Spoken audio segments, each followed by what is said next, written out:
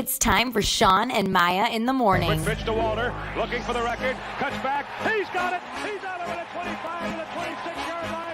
Walter Payton becomes the National Football League all-time leading rusher. Jordan, open, Chicago with the lead. The Chicago Bulls have won their 6th NBA championship. Chicago has won the Stanley Cup. Palmero over the head of Jenks. Uribe charges, throws, out! And the White Sox have won the World Series. A little bouncer slowly toward Bryant. He will glove it, throw to Rizzo. It's in time. And the Chicago Cubs win the World Series.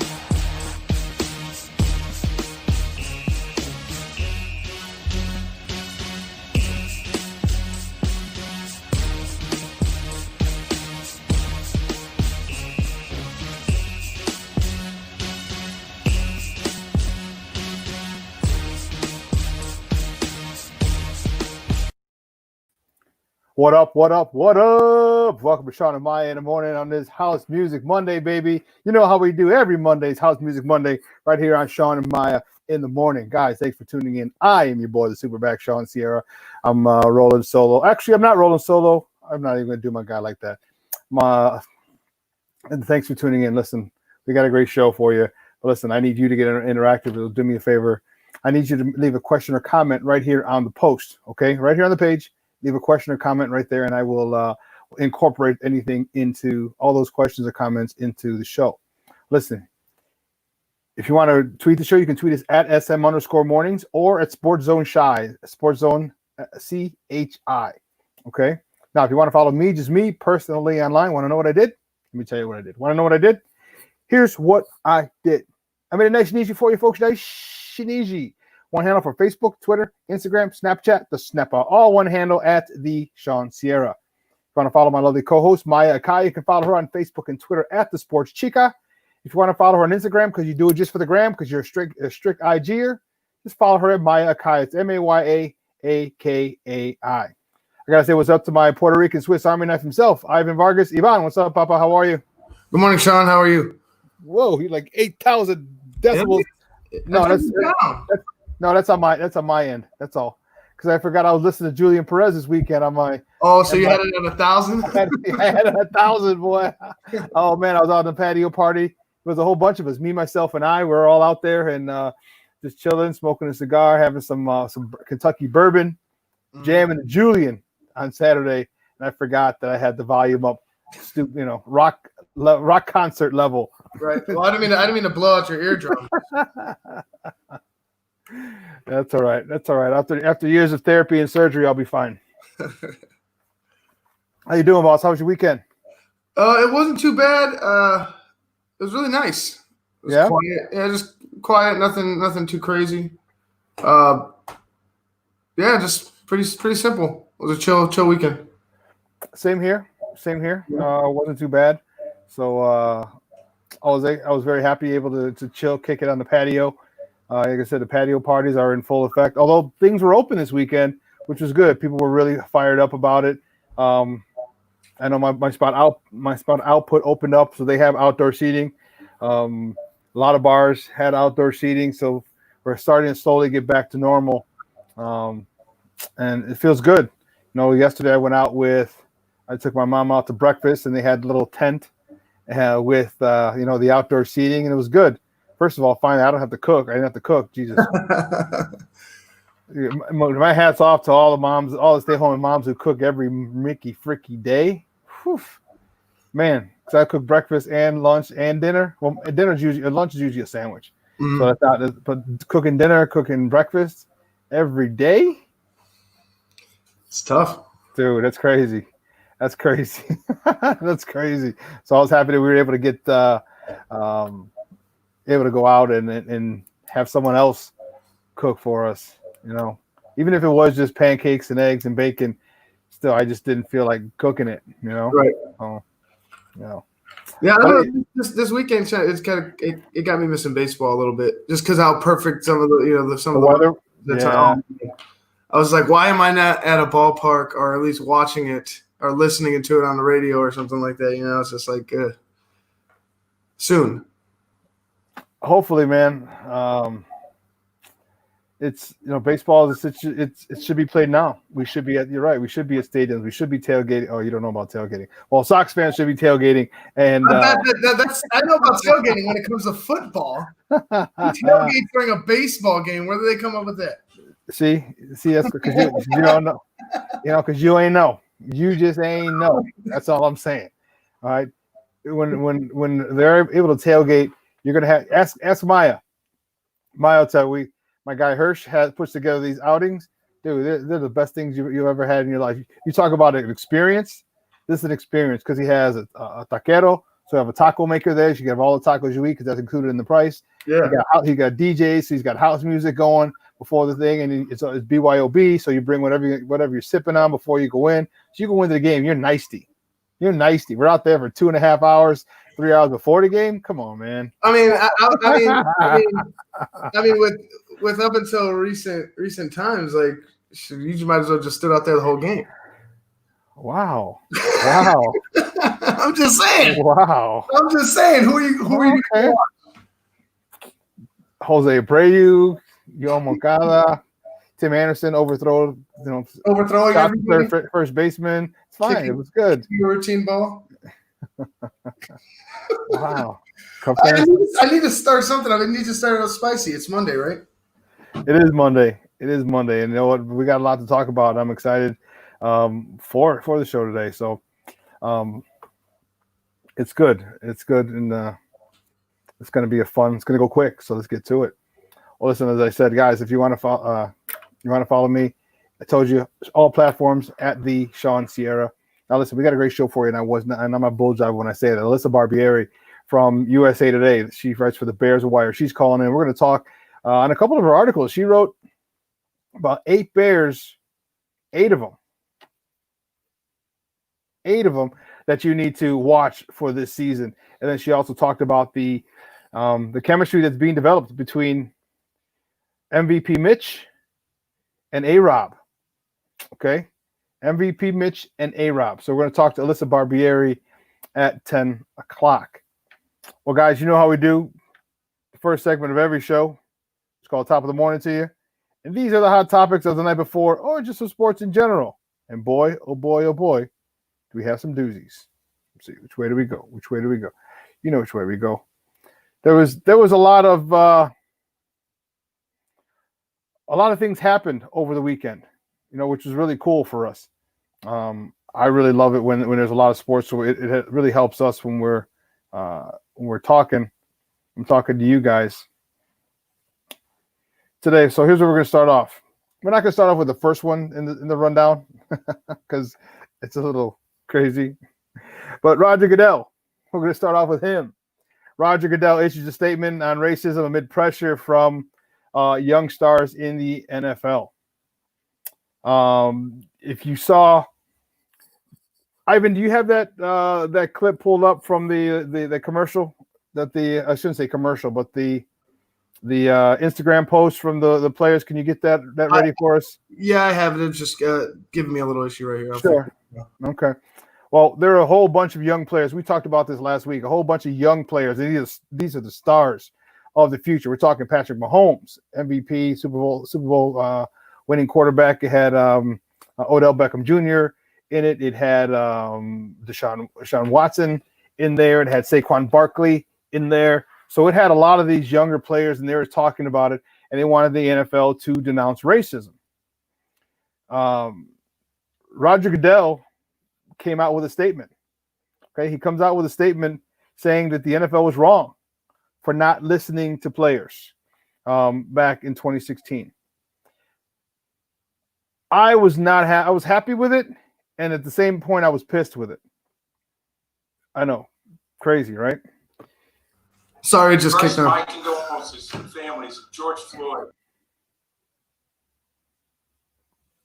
You got it for me? Ivan? No? Okay. Is it not playing? We, the National Football League. There you go. Here we go. I'll get it going again. Sorry. It has been a difficult time for our country, in particular, Black people in our country. First, my condolences to families George Floyd, Breonna Taylor, Ahmaud Arbery, and all the families who have endured police brutality.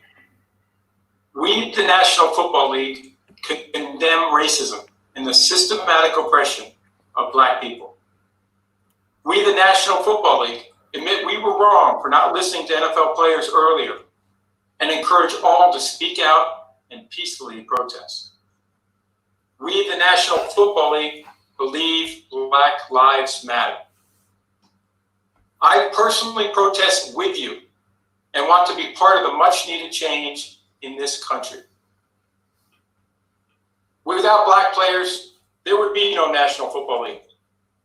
And the protests around the country are emblematic of the centuries of silence, inequality, and oppression of Black players, coaches, fans, and staff. We are listening. I am listening. And I will be reaching out to players who have raised their voices and others on how we can improve and go forward for a better and more united NFL family.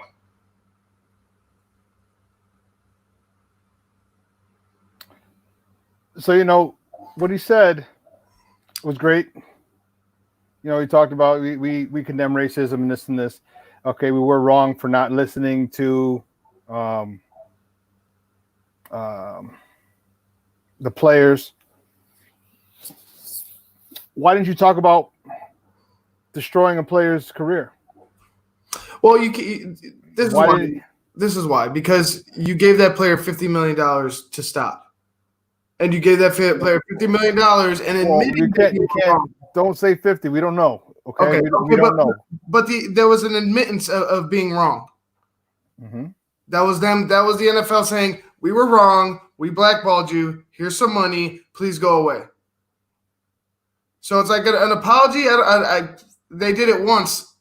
They didn't say it, but they did it once. And then, you have Goodell's speech, which is nice and all. I just, put your money where your mouth is, dog. For me, again, they don't talk about the fact that they gave him money is great, but I guarantee what Colin Kaepernick would rather have been playing football. He would have rather earned that money. Mm-hmm. Okay, don't get me wrong. Someone gives me 10, 20, 30, 40, $50 million, to shut my mouth. I'm good, but the bottom line is he's a football player and he loves playing football, and he understands that the window to play football, especially at the professional level, is very finite. Okay, and it's very, very short, that window. Okay, and for him to have that taken away, it kind of sucks, But the problem is, so they admitted it now. I think here's the problem. I don't think the NFL would have done anything had those young players not said anything, had not put together that Instagram post. I can almost guarantee it. They would not have done anything. But when you get that, here's a good thing about these millennials or whatever you call after millennials, this younger generation, they realize that they have the power. Okay, and I named some big stars. We're talking Saquon Barkley, Patrick Mahomes, Deshaun Watson, Odell Beckham Jr. There's a lot of stars in there that people in making that video for the NFL. So when they put pressure on it, the NFL folded. Okay, the NFL folded, and I don't believe it was true. I don't think it was truly genuine. I just think he folded under the pressure. And Maya tuned in. She what did she write? Yeah, Maya wrote a comment saying Goodell's statement is disingenuous. He is trying to make good on what they knew was wrong when the situation happened. I agree. Yeah, I agree. Yeah, I agree. And you know what? Had they said, I really wasn't expecting them to address Colin Kaepernick. Okay, that would have been great. But I really didn't think that was one of the things, because for them to admit that they blackballed him would have been wow. Mm-hmm. Yeah, they're not going to admit that they blackballed him. No, they can't say the word. The thing is that they can't say the words. Like we know how people could sometimes get around things. It's the difference between one word and the other, or one way of saying the other. If Roger Goodell went out and said, "Hey, we blackballed Colin Kaepernick," he has to be fired. He probably has to be prosecuted some type of way. The league will end up getting sued. The entire the players union could sue the shit out of the entire league, because if you could do that to one, you could do that to everybody. Yeah, and we talked about that, the fear. Remember, we talked about Akeem Hicks, who last week spoke with the media, and he talked about being fearful for his job. He thought if he knelt and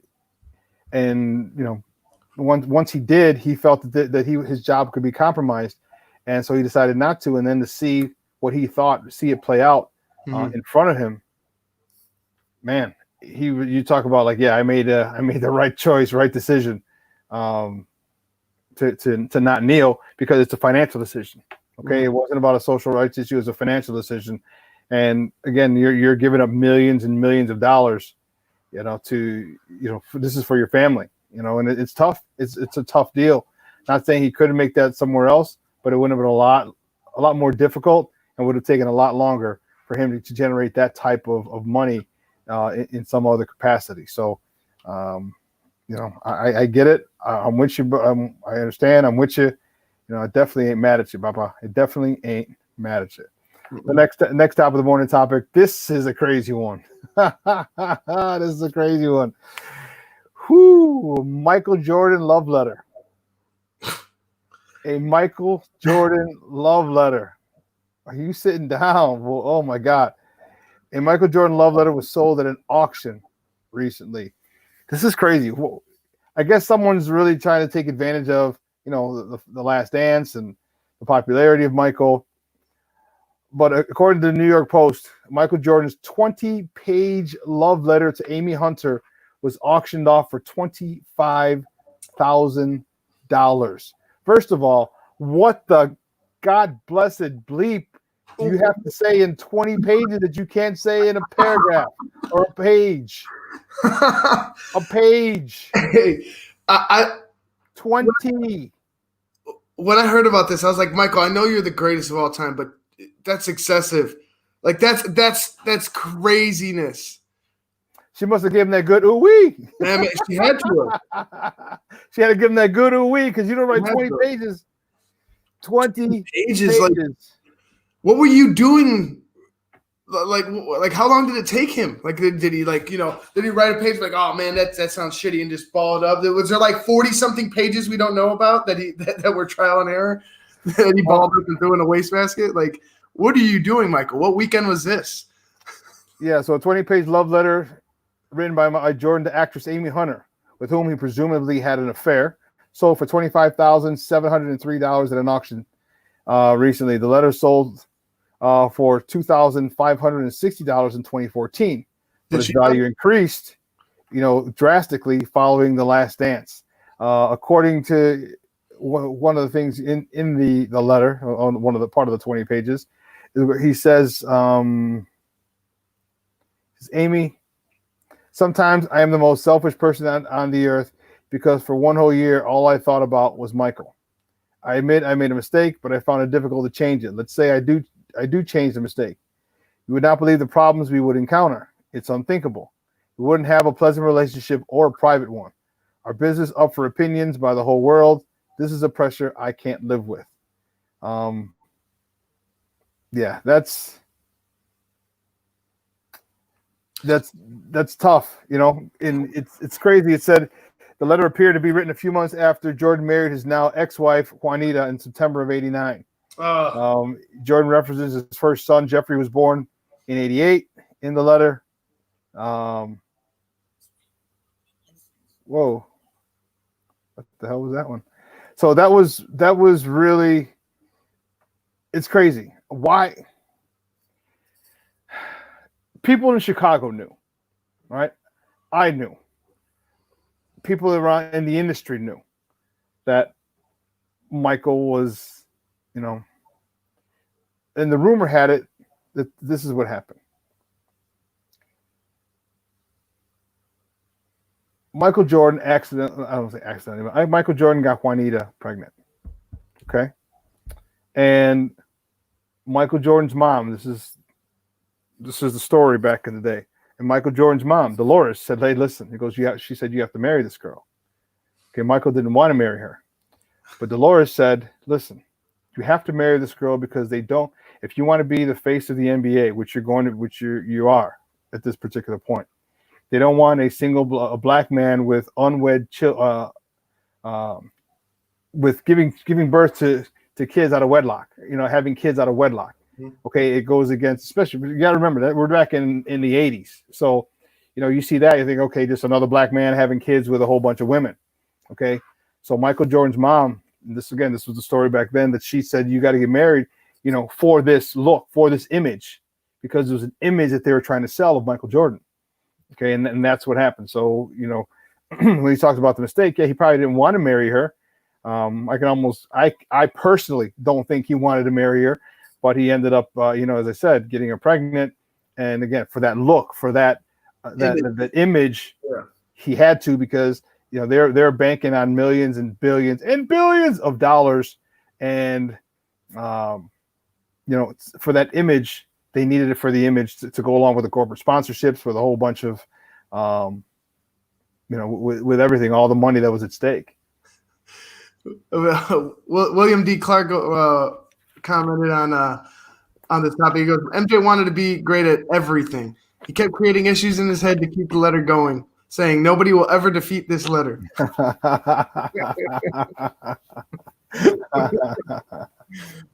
That's crazy. That's hilarious. Good stuff. Thanks for the comment. Thanks for the comment. That Michael always wanted to be the best at everything. But yeah, I just don't know why it won't get him in trouble with his new wife. Okay, because that was years ago, way before they met. But it's just, people are always trying to make a dollar, man. Trying to make a dollar off people's name, and it gets a little frustrating, Okay, being a superstar is not easy. But when this letter first went up for auction, who was in possession of the letter? That's a good question. I don't know who sold it. Was she in possession of the letter? Did she sell it and put it up for auction? No, I don't believe so. Or did Michael get a return to sender and went ahead and just auctioned it off himself? Michael's not going to put that out there, dude. Michael was very fortunate in the fact that he did not play in the social media era. Okay, right. Michael was doing a lot of things. A lot of these basketball players, not just Michael, but Michael's the biggest name. They're out there, man. They're wilding out. Mm-hmm. All right, they're wilding out. They were just, Rodman and Michael has this image. Michael had the image he had to uphold. Okay, and so the facade was great. Okay, the facade was great. Wife and 3 kids. And everything's fine. But when he's out and about, he's doing what he wants to do. And again, thank goodness for the era that he grew up in, was not the social media era, because had he gone out to a restaurant, had he done, people would just talk, oh, we saw Michael at a restaurant. We saw, and he always asked for like a private room in the back. So if you saw him, it was literally for a split second. Okay. So in the letter he talked about, our relationship wouldn't be private. You imagine now, man, there's no way that. Well, nowadays, I think it'll be. Well, it's the person too, because that's a different time. So you don't know the mindset of Michael Jordan would be, a Michael Jordan as a person, where his mindset would be today if he was. No, I'm just saying if he was playing now, there's no way he could. No. He could ever move around, like move in the shadows like he did back in the day. No, not at all. But to my point is, who the hell got this? Who took this 20-page love letter and thought, hey, I could get $1 off of this? You know what I'm saying? Like a bunch of emotions from Michael Jordan to someone else. It's kind of to me, it's kind of freaky. I get you could pretty much buy or sell anything, but it's a little weird to me. Yeah. He also wrote in further on in the letter, he said, it's crazy. To see this side of Michael is ridiculous. He said, Amy, if I was Michael Jordan, the ordinary man with a 9-to-5 job, then it wouldn't be hard to admit my mistake, he wrote. But instead, I'm Michael Jordan, who is put on the pedestal and viewed to be the perfect role model. A lot of people, not just kids, but whole families. Can you imagine the responsibilities I'd have to deal with, not to mention a baby by a lady who I've loved for 3.5 years? So it sounds like she wanted Michael. Michael was like, I can't do it. Right. Because I can't do it because I already got a woman pregnant, and I'm married now to this woman. You want a baby from me? I want to give you a baby, but the optics wouldn't be good. The optics wouldn't be good. That's crazy. That is so freaking insane, Michael. And again, if you're in Chicago and you knew he was doing his thing. Okay, there are rumors with him with adult film actresses, with various superstars, and you just knew. All right, we just knew, and so this is not a surprise to me. Okay, this is not a surprise to me at all. It's just the only part of it that's a surprise is that somebody actually got that letter. Okay, that Amy Hunter allowed one of her friends or gave that one of her friends the letter. How I don't think she gave it to someone, but one of her friends got a hold of it somehow, some way, and wow, because this is something that we don't. I don't know. Maya says what? Rich and famous, first world problems. Yeah, it is a first world problem. It is, but it's an unfortunate situation for, I don't know if Mike cares about it. I don't know, but it's still egg on your face. So now again, the cat's out of the bag and saying, oh, as I said, people in the air in Chicago and in the industry knew what was going on. It was just unspoken. It was just wasn't talked about.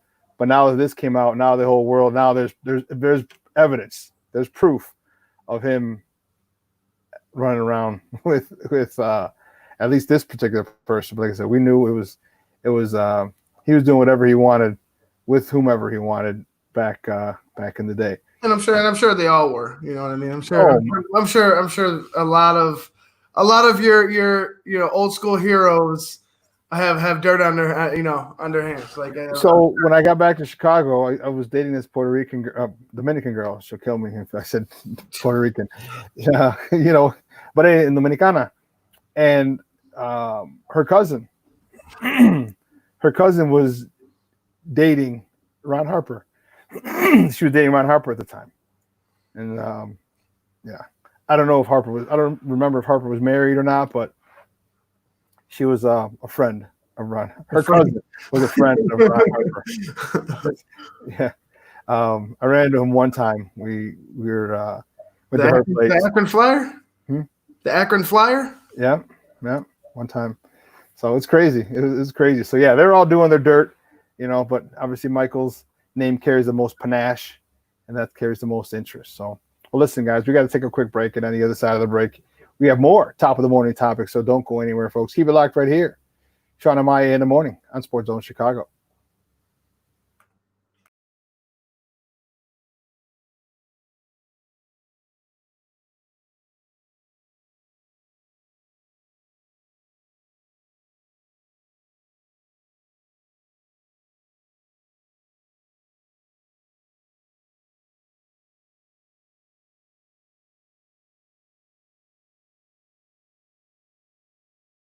The Zone. The NBA continues to take positive steps towards resuming a season that was suspended in March because of the COVID-19 pandemic.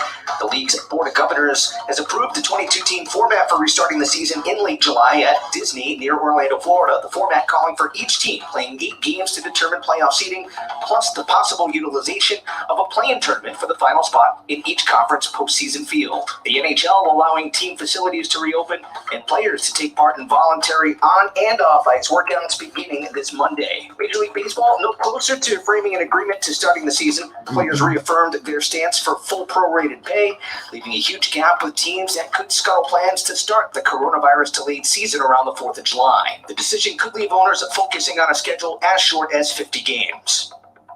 No monthly payments for 90 days, 0% APR for 84 months. Details at Jeep.com. The Sports Flash is driven by Jeep. Chuck Sanders, 1330 95.9 The Zone. We're here to tell you about Boost Mobile's new upgraded network. That's right. Stronger signal, faster speeds, and more coverage. So now you can get everything you want faster, like Pitbull's music.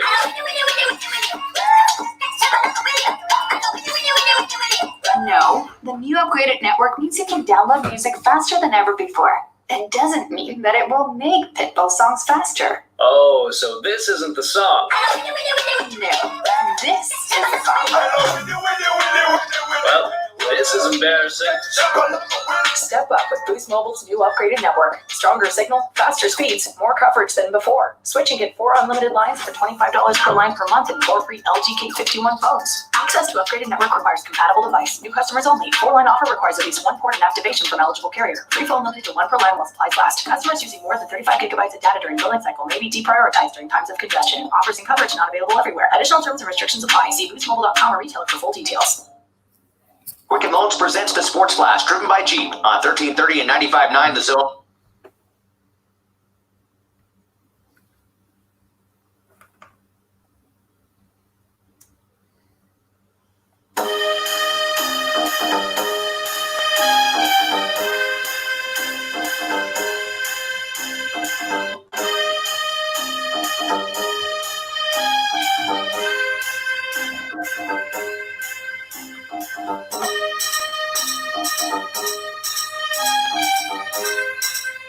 Welcome back to Shawn and Maya in the morning on SportsZone Chicago. It's, you know how it is every Monday. It's House Music Monday right here on Shawn and Maya in the morning. Coming out of every commercial break, we got a little house music for you to kind of get your weekend going, because I'll tell you what, this weekend was fun. People were out at the bars, people were out at the clubs, people were out kicking it, people were out barbecuing, and it was good. And I know a lot of house music was going on this weekend. Just kind of wrap the weekend up with a little house music on this Monday. Kind of put you in a good mood. Well, the next top of the morning topic is one that wow, this is one that can really change the landscape of college sports. Okay, due to the situation of George Floyd and the countless killing of unarmed black men and women by the police force. There's been a big movement, okay, and it started with Mo Williams. This particular scenario, Mo Williams, former Cleveland NBA guard, gets the job at Alabama State, okay, and HBCU. It's, for those of you who don't know what HBCU is, a historically black college university. So HBCU. So now he starts hashtagging HBCU only. Okay, so what he wants, what his agenda is he wants all these, especially basketball players, but also football players, to consider HBCUs, to go to historically black colleges, especially if you're going to be there for a year. If you're going to be there for 1 year, one and done, your talent is there. So it's not like you have to prove yourself. And so what he's trying to do is keep the money in the black community. So now, because there's a lot of money that goes along, that comes along with these kids. So if you get 1 or 2, depending on how high they're ranked, television cameras are going to be there, commercials people are going to want to advertise, and it's starting to happen. So we talked about Mikey Williams is a sophomore, and he's strongly considering an HBCU in a couple of years. But after the announcement of Mo Williams from the NBA to Alabama State University, there's a guy by the name of Trace Young who decided to transfer. He's a former Wyoming University basketball player and a 3-star recruit. Said he's transferring to ASU. He said this on Fox Sports Radio last week. And he made the decision to consider only HBCUs. And this is uncommon for someone with his talent, at his level. It was Jackson State University, Howard, who was it? Norfolk State, Prairie View A&M, Grambling. So there's, I'm sorry, the schools that. Here we go. Yeah, Prairie View. It's calling out HBCUs. My bad. No, I'm telling the schools he narrowed it down to were Prairie View A&M, Mississippi Valley State, Howard, Jackson State, North Carolina A&T, and Norfolk State. So again, that was really huge. The first time this has ever been done, again, by someone of his caliber. The money that they can generate for these schools is unbelievable. We talked a little bit about this last week when we talked about Mikey Williams. This can fund universities. So a lot of these universities are very close to they're in dire straits financially, and you get some of these stars to go. All of a sudden, the TV cameras are going to be there, the attendance is going to be up. It's going to be a huge financial boost, a huge shot in the arm financially to these historically black colleges, and it will allow them to survive and flourish again, even if it's for a year. Because if there's a pipeline through these, and all of a sudden they're going to get more exposure. Okay, now they're going to have TV deals, and now and there goes money for the schools, and this looks like it could be the first domino falling with this young man, Trace Young. So I'm excited to see what happens next. So am I, and this is the type of anarchy I like, because it's switching up. It's completely changing the narrative. It's completely throwing a wrench in the machine. That's the NCAA, because they're expecting these top recruits to go to their the more well-known universities. Yeah, they're looking for the blue bloods, and it's like, for somebody to come out and do this, that's it. Like we were talking about, the last show when we first found out about this could be a possibility of Mikey Williams. Yeah, Mikey Williams and then other recruits possibly following suit. But it just takes one. It just takes one. And if he's willing to go ahead and say, hey man, I'm not looking at the glamour and glitz. I'm not looking for you. I'm looking for stability for myself. I'm looking for people I can relate to. I'm looking for comfortability, but also sticking with your people, sticking with your culture, sticking with helping build those HBCUs up, instead of going to somebody else's university and helping them already build what's what's been built. Yeah, because they have an endowment of a couple $billion. Right. So I hope it happens a lot more. I hope it happens a lot more, and I hope that the more top recruits keep going to these smaller HBCUs will eventually bring them the prominence, because I think it's fitting, it's deserving, and if the sport is predominantly black, and you don't have historically black colleges even sniffing some of the tournament, I think that's a problem. This is going to be basketball. I can see it happening easier, but football is going to be the big one. If you can get some of the top stars, because football, you got to stay there. You got to stay there 3 years. You got to be out of high school for 3 years. If you can start getting top recruits to not go to the Michigans and Notre Dames and the Stanfords and the Penn States and the Ohio States and the Floridas and the Miamis and the Georgias, okay, and have them go to the Howards, the various schools that I named, and then some. Now you're really talking about a power shift, because now people are definitely going to want to watch the MAC and the MEAC conferences where those historically black colleges are in. And again, here comes the TV money, here comes the revenue, here comes the financial windfall, because TV deals are huge.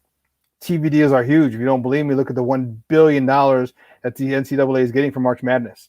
So TV deals are huge. So if you can get a good contingency of black players, of top black players, not only in basketball, but especially in football, again, because you have to stay there 3 years. You need to be out of high school 3 years before you can be drafted. Then the quality of football, the quality of play in the MEAC and the MAC conference, in the SWAC conferences, the MEAC and the SWAC is going to increase tenfold. And once the quality of competition, the level of play increases, now here's where the TV deals come. And all of a sudden now again, these guys they're studs for a reason. They're coming out of high school. They're not going to get worse. So it raises that level. And I think this is going to really harm a lot of other people. It'll help other people who probably wouldn't get scholarships to these, like fringe guys who are on the fringe. And if some of these top athletes start going to HBCUs, it'll be a great thing. It'll be a really, really good thing. And I'm telling you, it looks like it's starting to happen. but we're going to need to see a couple of years as we see, class after class after class of kids, basketball and football, starting rolling and going to HBCUs before we really make a dent, because it'll take about 5 years. And in that 5 years, if you can get a good portion of the top 100, either basketball or football, of kids to start going, I think then you'll start getting maybe the second tier kids as well, which just really builds up each program. Well, there are Hall of Famers who have come from HBCUs. Walter Payton, Richard Dent, Doug Williams. There's Jerry Rice, Shannon Sharp. There's players that back in the day, it was like they were they'd find themselves at these HBCUs. Somebody'd come scout them and see them, and they explode. And I mean they'd pretty much give a name to a school you probably never even heard of back then. But for me, I just like where's the recruiting? Where are the athletes coming out of these schools, and they're just not there. The recruiting is going to be different. You're going to have a bigger budget. You're going to have once this domino falls and others fall behind it, that money comes. And now I'm telling you this. They're going to have the money to fly all over the country. You're going to have money to host these people. The amount of money you're going to get, the windfall is going to be great, and the quality of football is going to be better. Right. It's just hand in hand, and I'm hopeful that a lot of black kids seriously consider this, because now you're giving back to the people by playing. The one thing I hope that he understands, though, is. Well, the one thing I'm sure that his what he's doing is sincere. I'm sure it's genuine. I'm sure he's headstrong on doing it, hell bent on doing it, and I think he's right. I think it's a good thing. I just hope he doesn't change his mind in 2 years and go transfer out. Yeah, because it's a possibility. Like if you make a statement like this, like you sir are the face of the movement, because you're the first one. Like you're the face of this switch, so you got to play like you. And I'm not saying I'm expecting him to quit or something like to that effect. That's not what I'm saying, but he has to do it. Like that's what I'm saying. He has to do it. Like there is no quitting in this, because I agree. You know what I mean? Because you're the first guy. You're stepping into uncharted waters. You're the face. Like you have to see this through. If you don't see this through, then this is like there's no point. There was no point in wasting time. It's a sideshow. Yeah, it's a sideshow, and that's not what I don't want to see. A sideshow. I want to see a huge trade. That'd be awesome. Seeing an HBCU like I said in a tournament. You know what I mean? Like getting TV time, going from a small little gym to a big, to a gym that could fit a sizable amount of people. Like that's the things that will come if this guy, if he sees it through and more people follow suit. You'll see this happening to a lot of HBCUs around the country. Yeah, you mentioned about the stadium. I assume you're talking a basketball stadium, but yeah, the basketball stadiums would be able to be rebuilt or knocked down and rebuilt. So the money influx is going to be great, and I'm hoping and praying that he does stay through, he sees it through, but then that other people also, it's easy to say right now, okay, it's easy to say and make that statement. I'm going to go to HBCU just in the current climate because of the racial tension that's going on in the country. We're going to need time to see when things kind of die down a little bit. Okay, and I was almost going to say it because I'm so used, like until another black guy gets killed, and then the tensions are going to be high again. But it's easy to say that now in the moment. We got to see other kids follow through, because what you're going to have is this: you're going to have a lot of parents. Okay, you're going to have a lot of coaches. You're going to have a lot of teammates. Say, if Duke is on your tail, they're interested in you. It's going to be really hard for a kid to say, you know what, I'm going to give up playing at Cameron Indoor Stadium from the Cameron Crazies to go to Alabama State or Howard. That's going to be tough. That's going to be very difficult. So parents need to say, hey, listen, if you want to do this, make sure parents are going to have to be involved, but ultimately the kids are the ones going to make the decision. But you still have a lot of people, a lot of voices in their ear, a The AAU coaches, their high school coaches, their AAU coaches, they're going to want these guys to continue to go because it adds to their legacy. If I have X amount of guys going to Duke, okay, I don't want to start a trend where instead of going to Duke, now these guys are going to HBCUs. Duke has Duke, Kansas, Kentucky. They have bigger names. They're blue bloods than all of these other ones. But it's like we see it in the NBA. We see players teaming up with their friends all the time. Why not team up and have 4 guys go to an HBCU? What is this, blue chips? Hey, well, why not? Like, why not? Like, if you really want to be about it and you really want to be bring about change, why not? Why not have 3-4 guys step up and say, hey, let's all go to here. Let's see what we could do for a Jackson State or wherever, Prairie View. It doesn't matter. Like, just do that. See how far you go. See where it takes you. See how many people follow suit then. That should be easier nowadays. Maya had a comment. I was going to let you read it because it's a little long. It says, long overdue to reinvest in HBCUs. They were abandoned once larger traditional schools could recruit black players. They had more resources, but they only wanted blacks for athletics. Hence, now we are hearing all of the issues with programs being racially and culturally insensitive. Yeah. Just like what happened with the Negro Leagues. Okay, the Negro Leagues had some of the best baseball players, professional baseball players. Okay, but then after Jackie Robinson, broke the color barrier, now the major leagues just ransacked the Negro League because of all the great players they had, and the Negro League went defunct. Okay, that's what's happening to HBCUs. The money isn't there, the top talent isn't there, and again, let's keep it real. Athletics supports a lot of universities. The windfall, the money that you get from football and basketball programs, can basically fund a university every year. Okay, you mean to tell me at 100,000 people at Ohio State's university, and then you have 13 games, so you have 7 home games, at 100,000 people plus, and that's not to mention the merchandising, not to mention all the other auxiliary things that streams of income. Yeah, it's going to be.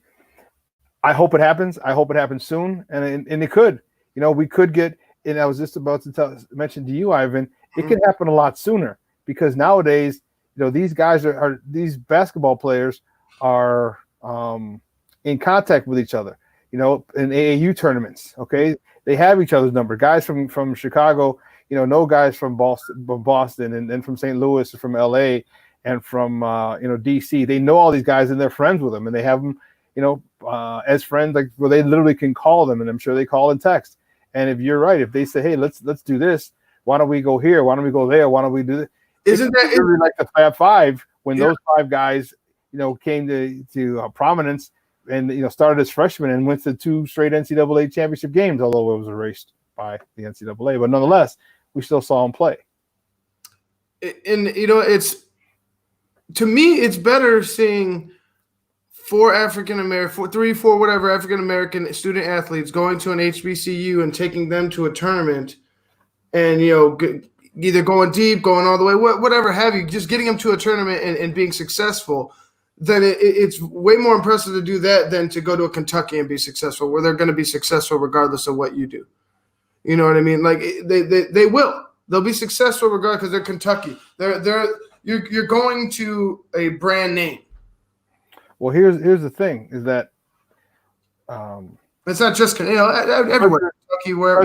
Athletic directors are hoping this starts to come to fruition as well. Because, for example, say you get 3 guys to go to Prairie View A&M, okay, or 4, whatever. Mm-hmm. And then again, you'll get some fringe players too, some role players, some higher level role players that would have been key players at a blue blood. Now we're talking. Suddenly you're talking jersey sales. Now you're talking merchandising. Now you're all of a sudden you're going to cross over into the mainstream. Okay, you're going to cross over into the mainstream, and all of a sudden now the successful people who've graduated from these programs, now they're going to want to get back because now they see their school on TV. Okay, now it's a lot easier to donate when we're going to the tournament. Why do you think Northwestern fans went crazy when Chris Collins took them to the tournament? It's not something that they do often. Why do you think people give back to Duke all the time and other blue bloods? Because they go to the tournament all the time. So if these schools to start getting bids on a regular basis due to the increase, the uptick in talent, man, all the money. We talk about cash rules everything around me. All the money that's going to come into there, and now these athletes say, I'm only going to be here for a year or two max. Why not do it here? I'm still going to be on TV. We're still going to the tournament. I still have a team that's good enough to play with a Kentucky, with a Kansas, with a Duke, with a Georgetown. I have a team that can play with them and advance to the tournament. Why not? So hopefully we'll see how that plays out. I'm really looking forward to this really coming to fruition. That would be awesome. Well, the next top of the morning topic. Listen, this is awesome. I got to readjust myself for this one, man. See, people got a lot of stuff to say about certain people, and people talked about Michael Jordan, and in this whole GOAT debate, Michael Jordan never gave back to the black community. Republicans were buy sneakers too. The quote, which was, as we found out in The Last Dance, was the joke. Literally, it was just, and someone took it and ran with it. So you take it out of the context of the whole statement, and it looks like he doesn't give a damn about black kids.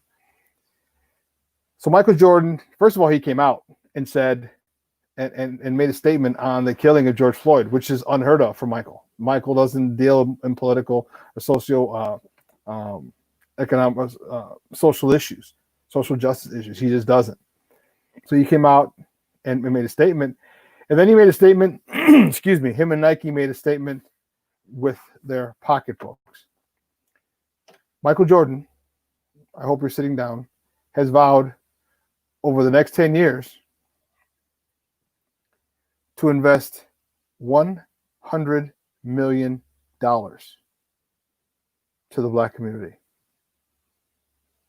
$100 million over the next 10 years. So averages comes out to about $10 million a year. This is unbelievable. First of all, it's awesome. It's Michael giving back. Now I want to hear what people got to say about Michael. Now what are you going to say? $100 million. I think this is phenomenal for programs to turn back into, to help kids in the inner city. $100 million, a Jumpman, actually. I mean, they're a subsidiary of Nike, so Nike obviously had the final say in it. But $100 million, $10 million a year for the next 10 years, back to inner city growth and revitalization. That's, you talk about powerful. Wow. To me, when I heard that, I couldn't even tell you how excited I was. Okay, it was something that if you know me, you know that I've been a teacher. I was a teacher for 15 years, a football coach for just about the same amount of time. I love giving back to the kids. I love kids, and something like this from the greatest of all time, it just warmed my heart. So on an Instagram post, let me read you what they. It's in a joint statement from Michael Jordan and the Jordan Brand. Okay, it says Jordan Brand is more than one man. It has always been a family. We represent a proud family that has overcome obstacles, fought against discrimination in communities worldwide, and that works every day to erase the stain of racism and the damage of injustice. The will, the work, the excellence the world has come to know is the result of one generation after another pouring their dreams into the next. It's 2020, and our family now includes anyone who aspires to our way of life. As much as things have changed, the worst remains the same. Black Lives Matter. This isn't a controversial statement until the ingrained racism that allows our country's institutions to fail is completely eradicated. We will remain committed to protecting and improving the lives of Black people. Today, we are announcing that Michael Jordan and the Jordan brand will be donating $100 million over the next 10 years to organizations dedicated to ensuring racial equality, social justice, and greater access to education. Bam. $100 million. I couldn't be happier. I just couldn't be happier. Mike giving back. Mike is doing it. You know, he just got done building a hospital over in Charlotte. He's about to build another one as well. So 2 hospitals to cater to the uninsured and the lower economic people in and around Charlotte. Now he's giving $100 million to organizations. Mike's the man. Mike's the man. You know what? He's the man. And I'm so fired up that he's doing this, because this is for me, you know, as a former teacher and coach and working with a lot of Black and brown kids, you know, teaching, it just warms my heart. And I think that's a great, it's an awesome deal. Awesome deal. The last top of the morning topic before we got to don't forget, at the top of the hour, we're talking to Alyssa Barbieri from Bears Wire, in USA Today Sports. But the last top of the morning topic, it's a little personal for me. Okay. Iowa strength coach Chris Doyle has been put on leave. There were a number of players who complain about the toxic relationship, or the toxic environment, that Coach Doyle fostered at the University of Iowa. Now, if you don't know who Chris Doyle is, you probably don't. You have to be in the industry to know him. But Iowa strength coach Chris Doyle is the highest paid strength coach in the country. He makes about $800,000 a year. And a lot of players would come out saying that there was the culture that he fostered was a tough one. Was racially insensitive, and now they're looking at him. He got paid with these unpaid leave, and they're going to examine him. And man, if this comes out, first of all, he lost $800,000 a year, but his name might be he might be blackballed throughout college, because I don't think you can, especially in the times that we're having now with, you know, the heightened sensitivity about race relations. You won't be able to do it. Just real quick, it said dozens of African American former Iowa football players shared their experiences both within the program and in the Iowa City area. Some were measured in their criticism. Others provided explosive allegations directed toward longtime football strength and conditioning coach Chris Doyle, who has worked alongside with Kirk Ferentz since 1999. And it said Doyle is the highest paid strength coach in the country at $800,000 a year. And the reason I say it's personal is Coach Doyle coached me my senior year in college. After Coach Duffner left to take the job at Iowa, Peter Voss came in and was the new head coach at Holy Cross at the time. And Chris Doyle was his offensive line and his strength coach, offensive line coach and his strength coach. So I had, he coached us, and I was on the offense, obviously being a running back. So I was obviously dealing with the offensive line on a daily basis. So I'm familiar with Coach Doyle. And then I also have a former player that I coached who went to Iowa. And I'm going to try and get him on and talk about his experience. And he posted something on Facebook that wasn't too flattering toward that culture. So I'm trying to get him on. I'd love to hear him firsthand from a player who actually was there. So as of now, Chris Doyle's been put on leave. His $800,000 a year job is in jeopardy. Maybe his career as a strength and conditioning coach in the NCAA could be in jeopardy as well. Well, listen, we got to take a quick break, because on the other side of the break, we got to talk to Alyssa Barbieri from USA Today's Bear Wire. We have some questions. I have some questions about some of the articles she wrote. Who are the Bears that we need to take a look at, that we should be excited to see in 2020? And then also the relationship, the chemistry that's being built between Mitch and A-Rob coming up next. So don't go anywhere, folks. Keep it locked right here Alyssa Barbieri from USA Today coming up next on Shawn and Maya in the morning on SportsZone Chicago. Quicken Loans presents the Sports Flash, driven by Jeep on 1330 and 95.9 The Zone. Bulls guard Zach LaVine spoke to reporters on a virtual press conference Friday. He's disappointed that Chicago is not one of the 22 teams invited to play in Orlando. I mean, you gotta understand it. It's a weird time, especially with everything that's going on right now. But it's upsetting too. We weren't even good enough to get to the playoff game, so the play-in game. It's upsetting, and it just shows that we have to do a lot of things differently to get ourselves that recognition to get to that spot. Sunday at Atlanta Motor Speedway, Kevin Harvick, the winner of the NASCAR Cup Series race. It's his second win since the circuit returned from the COVID shutdown. With 51 career victories, he's 12th all-time. IndyCar at Fort Worth, Scott Dixon took the checkered flag. It was IndyCar's first race in more than 8 months. For the third time in 4 years, MMA star Conor McGregor has announced he's retiring from the sport.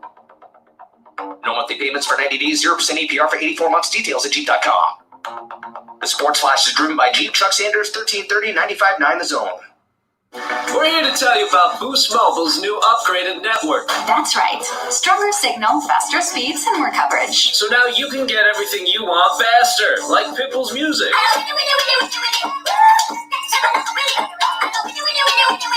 No, the new upgraded network means you can download music faster than ever before. It doesn't mean that it will make Pitbull songs faster. Oh, so this isn't the song. No, this is the song. Well, this is embarrassing.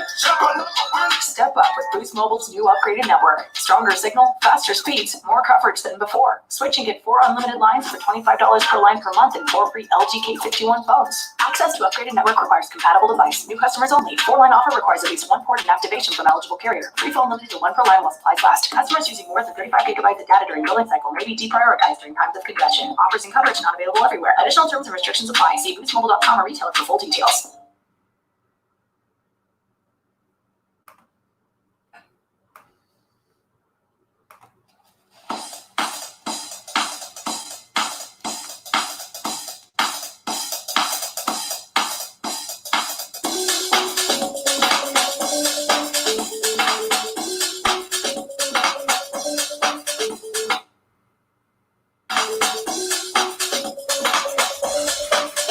Welcome back to Shawn and Maya in the morning on SportsZone Chicago on this House Music Monday edition. You know how we do it, folks. Every Monday, it's House Music Monday right here on Shawn and Maya in the morning. Just got to keep the weekend going and make it a fun start to your week. Okay, especially now that a lot of people are back in their offices. A lot of most people, I shouldn't say most, a lot of people are done with their working from home, having a commute. I can tell because there's a lot more traffic on the expressway nowadays, and a lot more people out. I guess a lot more people are back at work. So you just want to kind of make it fun, and especially to start off your week with a smile on your face. Well, listen, my next guest, we got a lot to talk about, and I am fired the freak up. You know me, I love football, and I can talk football 24/7, 365. This lady wrote an article. She's the managing editor for the Bears Wire, USA Today. And we're going to talk to her about these couple of articles that she wrote. You can find her on Twitter at Alyssa Barbieri. Hey guys, welcome back. Let's welcome back to Shawn and Maya in the morning, Alyssa Barbieri. Alyssa, how are you? I'm doing good. How are you? I am wonderful. Thank you for your time this morning. I appreciate it. I'm always ready to talk Bears. Let's go. I mean, June is kind of like the dead season. I'm like, let's go. Stop it. Look at you. I just got goosebumps. Stop it talking football with me, woman. Stop it. You got me fired up. I just got the chills. That's what I'm talking about. So you had a couple of articles that I wanted to talk about, and one of your recent articles was 8 Bears that we should get excited about for 2020. Let's go through that. Let's go through that list because I love, I just absolutely love talking Bears. And as you said, June is a dead month, and because July starts training camp, and then there you go, snowballs, and we're there. Let's go through. Give me some of the 8 players that you wanted to. That you want us to get excited about in 2020? So some of them are the newcomers, like Robert Quinn's at the top of my list and Jalen Johnson. I feel like, the pass rush, the Bears defense overall last year was, they were good. They weren't 2018, but they were still one of the top 5 units in the league. And, Khalil Mack had a bit of a down year statistically, but I feel like bringing in Robert Quinn, I'm so excited to watch those two. how they're going to open eeach other up. Because I mean, if you're double teaming Khalil, you got Robert Quinn coming off the side. I mean, if you're going after Robert, you got, and then you have Akeem Hicks coming back, who is another one of those 8 players. And I feel like the Bears pass rush is due to have a really really big year this year. The thing that you talked about was great is that, finally a legitimate pass rusher opposite Khalil Mack.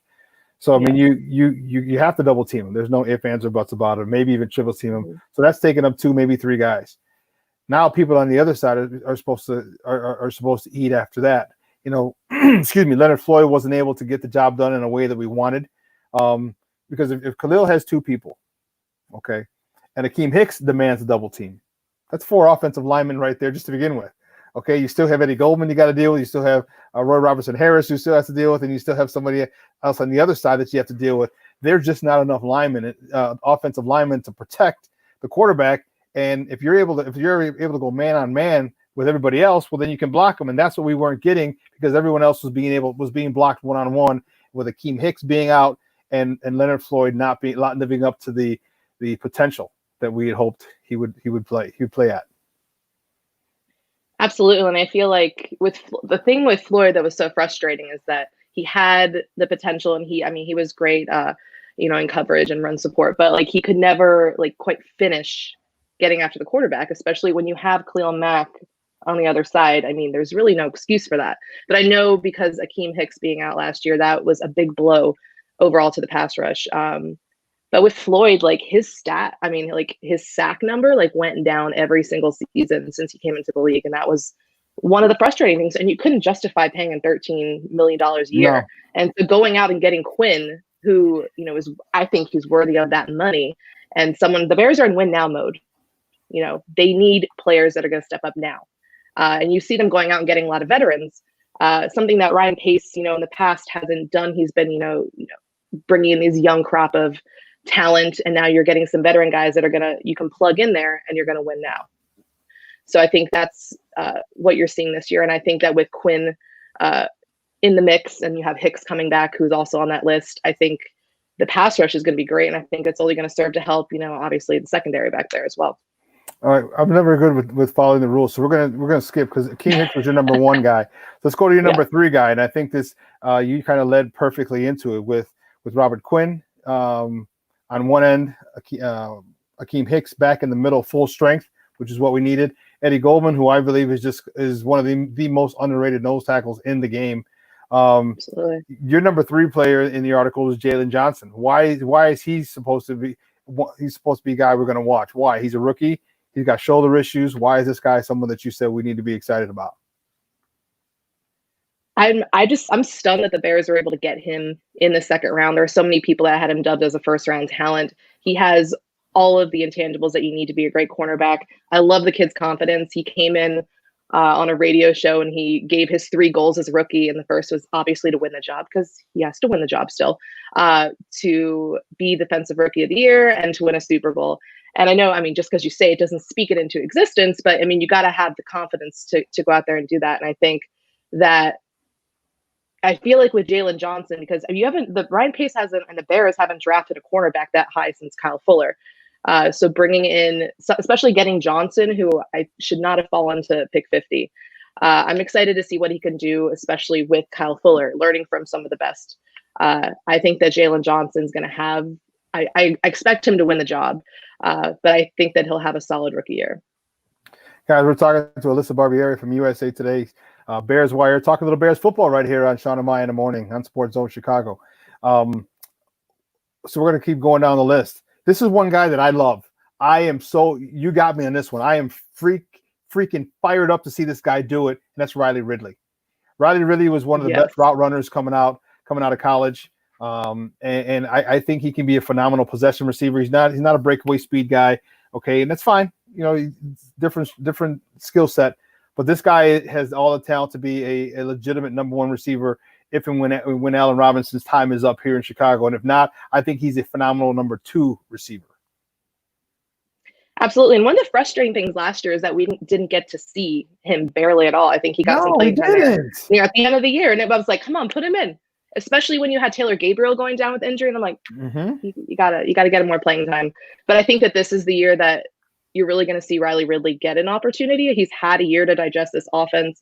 He needs a little bit more playing time. That's when you're going to kind of, really get a good grip of this offense. But I think that obviously losing Taylor Gabriel, you have Allen Robinson coming back. Anthony Miller's coming off a shoulder injury. I think that he's going to be fine though. But I think Riley Ridley might even edge out, because when you look at the receivers room, there's going to be someone that's got to go, especially because you're bringing Darnell Mooney in, who's going to bring you the speed. I think that Javon Wims could be on the outside looking in, and I think that Ridley could take that spot, which was, it's disappointing because I think Wims can win what he did last year. When he was out in the field, I think that Wims showed what he can be too, but I think that ultimately Wims could be on the outside looking in. Ouch, Alyssa, ouch. I was a huge Javon Wims fan, and here's why. As a basketball player, a lot of things he did was just go up and get it. And I'm like, okay, well, listen, why not throw him a jump ball? He's 6'3" with a 38-inch vertical, I believe. All right, this is what he did in college. Why not put him, don't if his route running isn't very good, which is one of the knocks on him, then do what he does best. Okay, just throw it up when you're at the 20-yard line in. When you're in the red zone, just throw it up. Let him go get it. And for whatever reason, Matt Nagy didn't give him that. Even if it was that one, if he's a one-trick pony and he does that one trick very well, and everybody knows it's coming, still do it. Allow him to gain some confidence. That's one thing I would love to see, man, is to have him kind of gain some confidence and become a weapon. But he might be the odd man out, and that really stinks, because I had a lot of high hopes for him.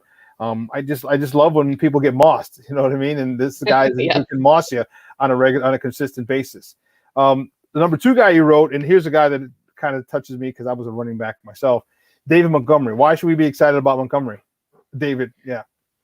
Yeah, I feel like Montgomery didn't get a fair shake last year with he played in one of the worst offenses in the league. He was not helped at all by that offensive line. Matt Nagy didn't help him. He got the ball 7 times in one game. I think he had over 20 carries in just 4 games last year, which, for a workhorse like him, he needs those 20 carries to get going. And he wasn't helped by the offensive line. So I think that there's been so much onus on fixing the running game this offseason. I know the offensive line is going to look pretty similar, but you bring in Jermaine Ifedi to fill that right guard spot. You're bringing in Juan Castillo, I think, is they're banking on Juan Castillo to be the guy that writes that offensive line and the run game. So I think that David Montgomery could be in for a solid year, especially if you get better quarterback play, which obviously is the goal this offseason. But I think that this could be Montgomery's breakout year. I don't feel like it was fair to judge him last year, but we'll see what he can do this year. And I think that would be a better way to judge him. And it's number 7 on your list is you have the quarterback tandem of Mitch and Foles.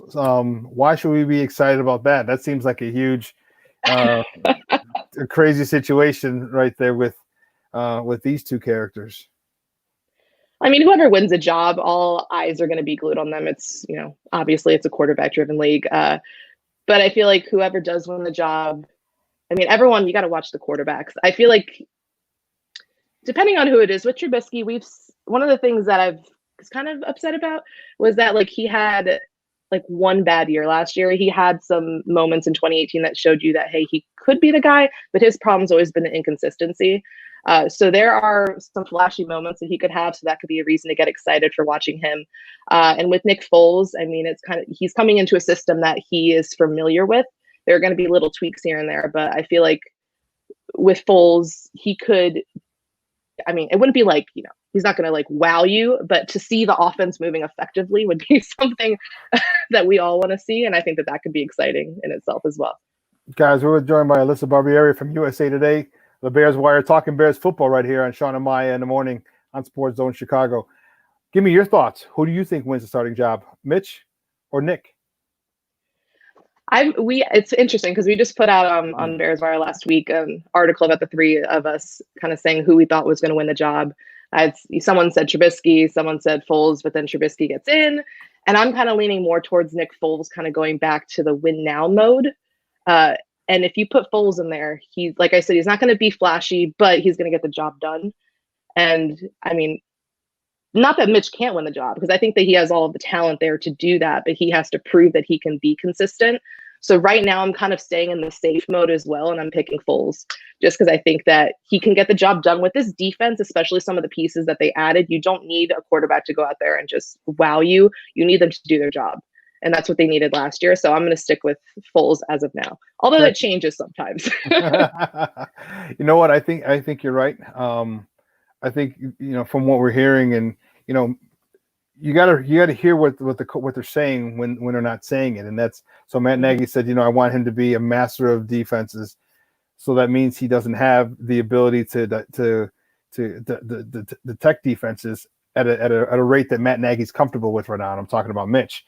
Okay, I want him to study film, which means he's still not comfortable with things he's seeing, and I think that frustrates Matt Nagy. And now he's got Nick Foles. I think he doesn't have to worry about Nick Foles understanding this, because Nick Foles won a Super Bowl in this system, and I think he's got it down pretty well. So I think they say it's a quarterback competition, truth be told, but I think in the back of their mind is, Foles has got to screw this up big time for Mitch to win, to get to the starting gig. That's my feeling. Which I think that's still the hope, though, right? Is that we are all expect Foles to be it, but everyone would love for Mitch to come out and prove, well, hey, yes, I am the guy. That's the ultimate hope, and you're lying if you say that's not the hope as a Bears fan. Not that it might probably is not going to happen, but that's still the hope, is that he proves all of us wrong and does that. But you have to. Matt Nagy had a hand in picking Foles and bringing him. Yes. There were some other veterans out there like Andy Dalton and stuff who would have been cheaper, but you bring in Foles, who in this shortened off season, he already knows the offense, he's familiar with it. He's going to be a great coach, someone to help Trubisky as well, and I think that he's the perfect guy. You're spot on with all that stuff. Spot on, and I couldn't agree with you more. And I think it's kind of Ryan Pace kind of covering his own ass, because if Mr. Trubisky falters, but then you get Foles to kind of take you into a deep run, or God willing, a Super Bowl win, then you're like, okay, don't worry about it. We don't care. As fans, we don't care about Mitch at that point.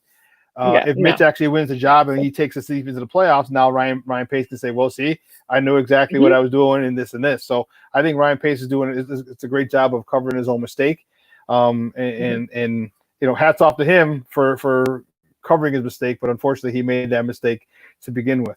This kind of leads into the other article that you talked about and that you had written, and that's about the chemistry that's being developed between Mitchell Trubisky and Allen Robinson, his number one receiver.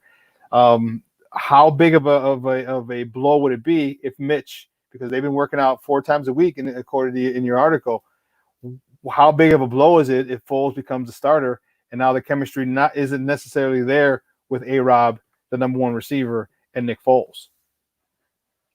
I don't think it would be too big of a blow, because I think that, Allen Robinson is a consummate professional. He's going to go out there, do the job.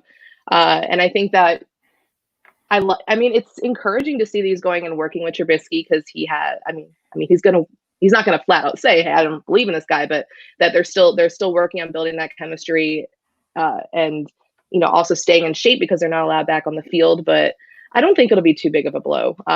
Allen's going to be Allen. He's proven that he's worthy of that contract extension whenever it's coming. But I think that he'll be fine regardless of who's under center. But it would definitely be better, obviously, because he's played with Mitch for 2 years now. That if Mitch does win the job, hopefully this will just only continue to add to that dynamic duo. So, Alyssa, if Mitch does win the job, how big of a year do you think A-Rob's going to have? Since they have 1 year under their belt.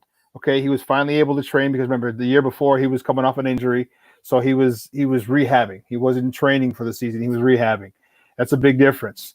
And so last year he looked good last year, but now they got that first year under their belt. They got all the quirks and everything, and the timing issues. How big of a year do you think Allen Robinson will have if Mr. Trubisky wins that starting job?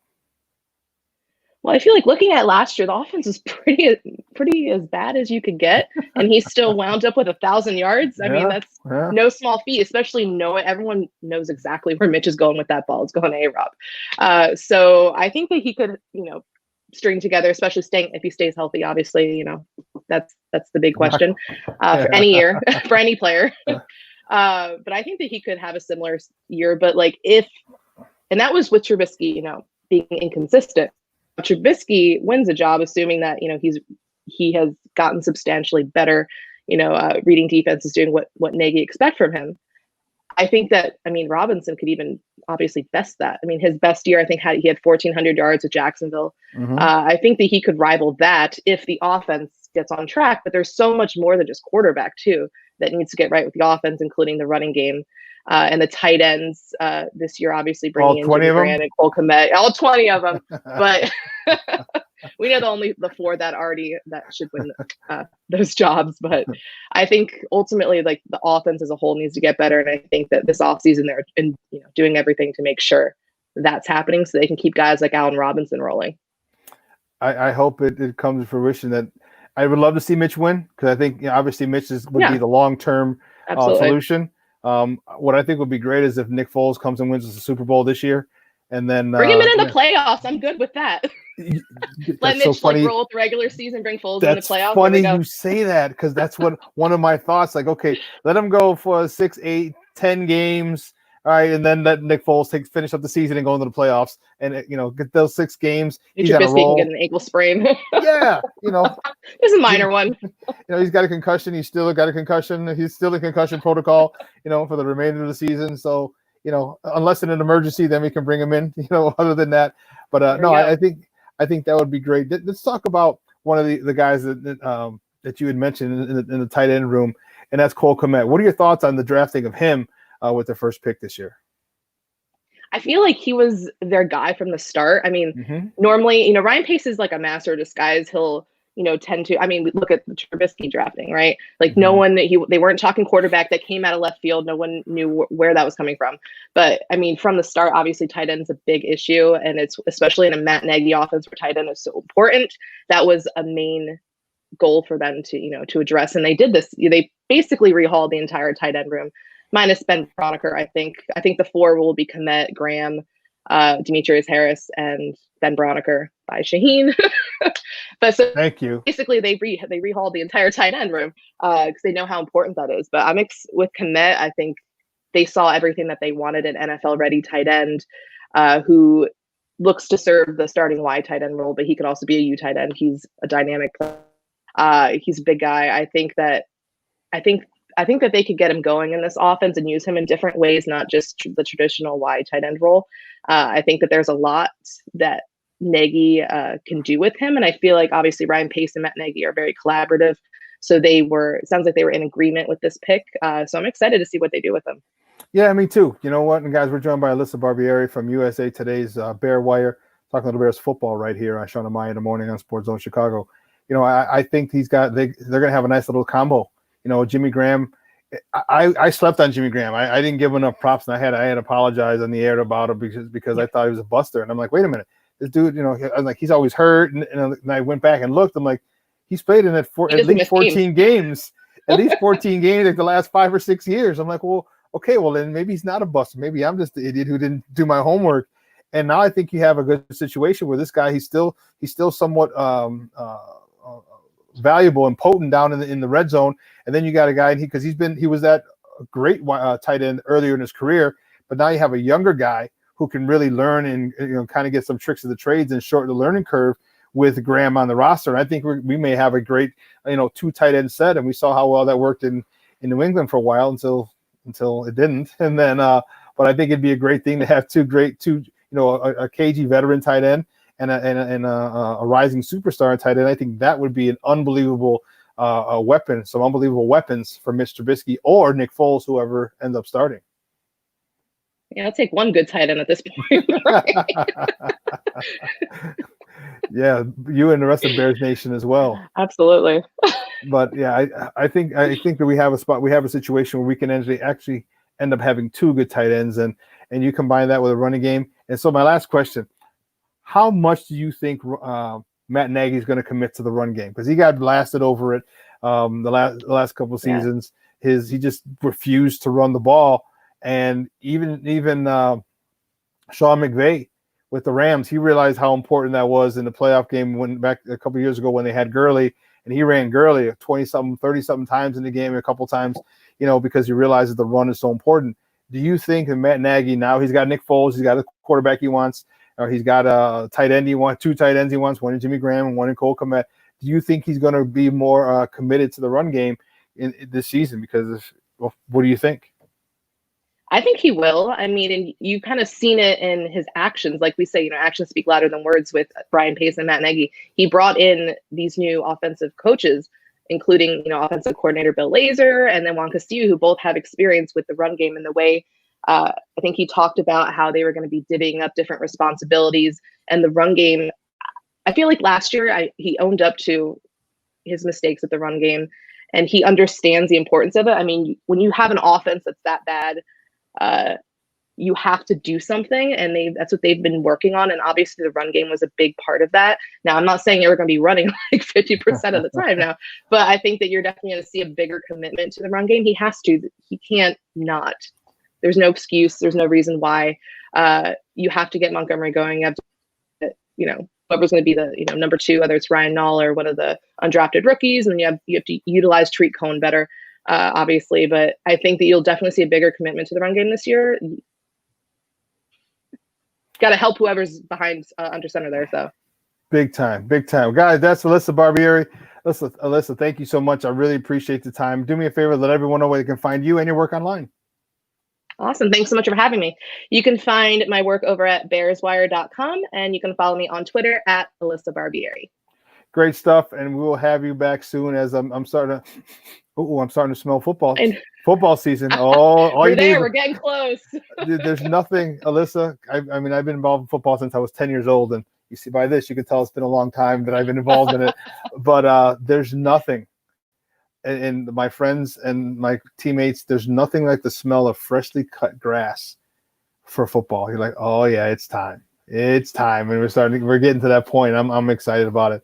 But again, thanks again for your time this morning. And again, we will be out. We will reach out again soon. Love talking football with you. Awesome. Thanks so much for having me. All right, guys, that was Alyssa Barbieri from USA Today's Bear Wire. Man, it's got me fired up, dude. I got some goosebumps. I'm fired up over here. This is exciting. Anytime we get to talk football, I get to talk Bears, I get fired up. Woo, look at goosebumps. Goosebumps. I know, I can see. Nothing makes me want to hit somebody more than freshly cut grass. Oh my God, that smell! It just it's like I don't know what to say. It's like I think it's like a performance enhancing drug. Like just the smell. Could be. I just want to go out and run through somebody. Like you're absolutely right about that. There's something about that freshly cut grass going into autumn. Going into football season, that smell, it does it. It turns you on. It that's it. But I'm looking forward to it. I definitely. That's why I asked her about the run game. Now that you got Juan Castillo, you got Bill Lazor. Fire the lasers! You got Bill, Lazor as a new OC. Are you going to run the ball? Okay. I mean, he might be in title only, but are you going to run the ball? Are you going to run the ball? Are you going to run the God blessed ball? Okay, that's so important in the NFL, and I know you have the rest of the league throwing the ball, but even other teams who threw the ball realize you gotta ground and pound every so often, and because that's gonna you have the clock that's gonna make that defense tired, and it's just gonna get you to the end of the game sooner. And I hope that Matt Nagy's learned. I mean, I know he's learned a little bit because he talked about the players aren't gonna rest in preseason games; they're actually gonna play now. Which, thank God. Finally. So we'll see. And we have to keep remembering that this is only his third year as a head coach as well. So it's a big difference when you're the offensive coordinator and you're behind a head coach, okay. But when you're thrust into that spotlight, and it's a whole different ball game when you're the one making the calls, when you're the one who gets ripped on the radio shows in the morning and the newscast and on in social media as opposed to just being the offensive coordinator. Well, I feel like the run game is going to benefit that Nick Foles being starting quarterback, because that's who should be our starting quarterback. It should be Nick Foles. Just from his past accolades to his knowledge of the system, Nick Foles should be going into this the front runner, and he should come out out of training camp, out of preseason as the starter, flat out. Mm-hmm. Now, are we going to see an upkick, a uptick in the running game because Matt Nagy's making this happen, or is Nick Foles audibling out, switching to the correct run, the correct play at the right time, switching to a run at the right time, going in and giving Matt Nagy the feedback that he needs, the eyes on the field, seeing what Nick Foles sees. Because no matter what, Matt Nagy doesn't see what Nick Foles sees. You know what I'm saying? So Nick Foles sees it right there in front of him. Like the I think that will be beneficial to the running game more than just adding more runs to the play sheet. You know what? You bring up a good point, Ivan, and we got to take a break, and we'll talk about that on the other side of the break. You know what? I think it's very good. It's a very good point, a very great point, actually. Because of his knowledge of the system, he's able to get you into good plays. Mm-hmm. And it doesn't have to be.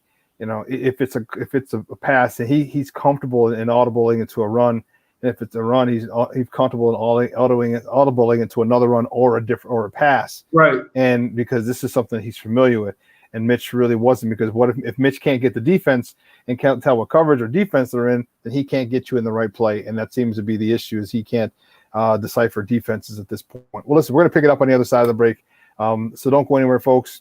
It's the last break of the day on this House Music Monday, so don't go anywhere. Keep it locked right here. Shawn and Maya in the morning on SportsZone Chicago.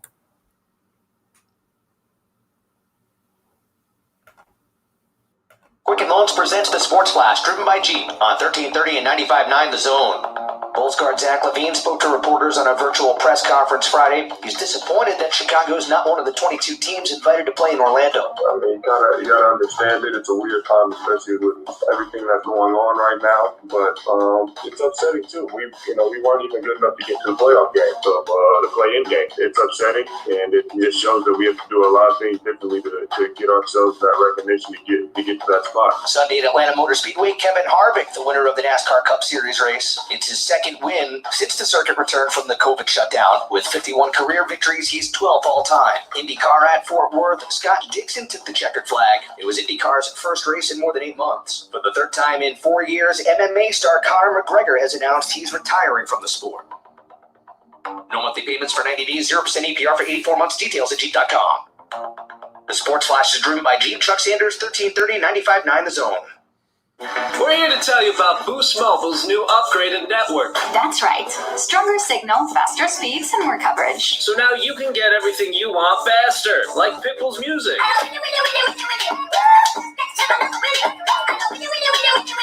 No, the new upgraded network means you can download music faster than ever before. It doesn't mean that it will make Pitbull songs faster. Oh, so this isn't the song. No, this is the song. Well, this is embarrassing.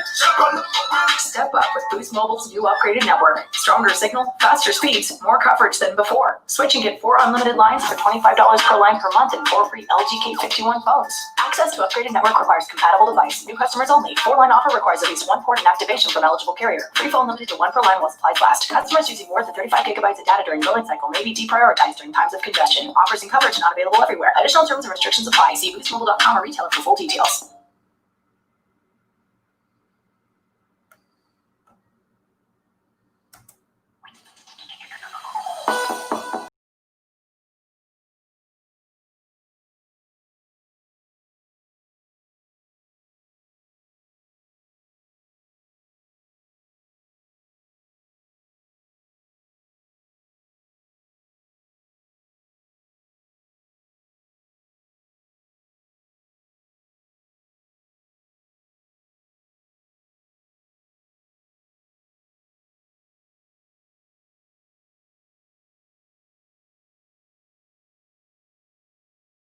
Maya in the morning on SportsZone Chicago.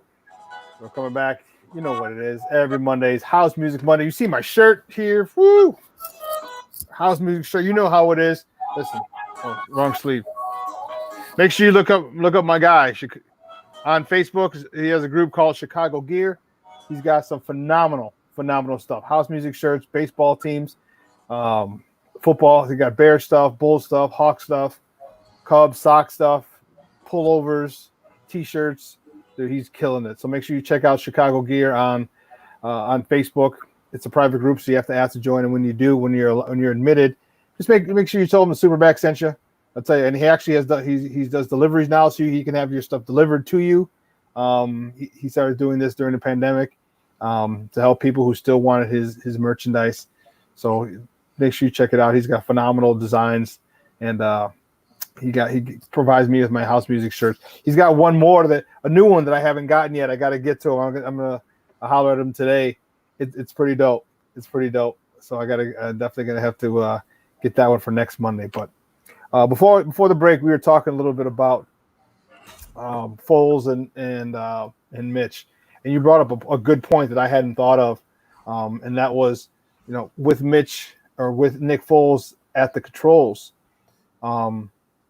he's a coach on the field, and his ability to get the Bears into the right play is paramount. Okay, when you can't understand coverages, and what's going on and decipher defenses, then it's impossible for you to get the team into the right call, into the right play. Impossible. And that could be one of the issues he had, was not, and why he wasn't able to audible, and because he just didn't know the defense. And that's a big problem if you're a quarterback in the NFL and you can't decipher defenses. That's a big problem. Yeah, a little bit. Yeah, it could really hurt you. And so now that he's got his guy, or a guy who's, again, and I know I sound like a broken record, but a guy who won a Super Bowl in this offense. So you have a guy who's comfortable in this offense. And I think you again, thank you for bringing it up, and is that now we have a guy who could get us in there, who understands defenses, who can get us in the right play. Because the right play is not a touchdown all the time. The right play is a 2-yard gain when, as opposed to a 3-yard loss. The right play, right play is going down at the 3 when you have 25 seconds left. You know what I mean? And you're only going to go up 3 if you score a touchdown anyway. So waste the clock. Like, just making. Yeah, I understand what you're saying. Smart plays. And his football IQ is high, and you'll find that with a lot of quarterbacks who don't have great arms. Their football IQ has to be high, and it is, because it means the ball has to come out sooner. So in order for the ball to come out sooner, they have to understand what defenses are doing, what their scheme is, and decipher immediately whether it's 1, 2, man 1, man 2, man free, or 2 or 3 or cover 4. And you have to figure that out, because once you understand the defense, now you know the weak spots of those said defenses. So then okay, this guy's running this route. The slot's running this route. Against this particular defense, the slot's going to be open, due to the route that he's running. And so now you kind of have an eye out on it, and it all works. And it happens, boom, like literally within 2 seconds. All right, they're going to cover 3, so I know the middle's going to be wide open. Okay, I can set a guy up middle to occupy the safety, and send the guy coming across the deep middle, over the linebacker's head, and I can hold the linebacker with a play fake. So all these different things that you have that go through your mind, Mitch hasn't been able to do. And again, because of the level that I understand the game, and I'll take a positive play that's a yard or no gain, as opposed to a -2, -4, or a sack, strip, forced fumble, scoop and score for the other team. Okay, because you couldn't get out of that play because you couldn't tell the defense and the coverage that they were in. So that's a great deal, and hopefully that really helps this team, because staying out of bad plays, if you can't stay out of bad plays, okay, it's going to keep that defense on our field longer, because you're going to be punting more. And I know they get frustrated. I know they won't say it to your face. They won't say it out loud in public. But believe you me, I know from being on enough football teams that that defense will be pissed if the offense can't be more consistent scoring and can't be more explosive. Well, and you're absolutely right, but it's the little things, Shawn. Like I said, it's the movement of the play over just flipping it. Let's say it's as simple as flipping the play instead of changing the entire play. You know what I mean? It's a difference between moving your tight end over, or moving your slot receiver over, or moving your fullback to your weak side, or you know what I mean? It's the little things that he doesn't do well at all. Mm-hmm. You know what I'm saying? So like all those little things build up to bigger things, and we see how bad he can perform when he's under duress and when he's flustered. When he gets hit, he has a tendency to to get a little jittery. Yeah, I think I'd agree with you on that. I would agree with you in his mental state, and which goes to show that I don't know how mentally tough he is. Mm-hmm. I don't. One of the guys, I think it was Nicholas Moriano, he posted a video, and instead of it was in the goal line. I forgot who they were playing, but was it Riley Ridley? Riley Ridley or Taylor Gabriel on the backside. It was to his left, and there was some pressure coming from his right.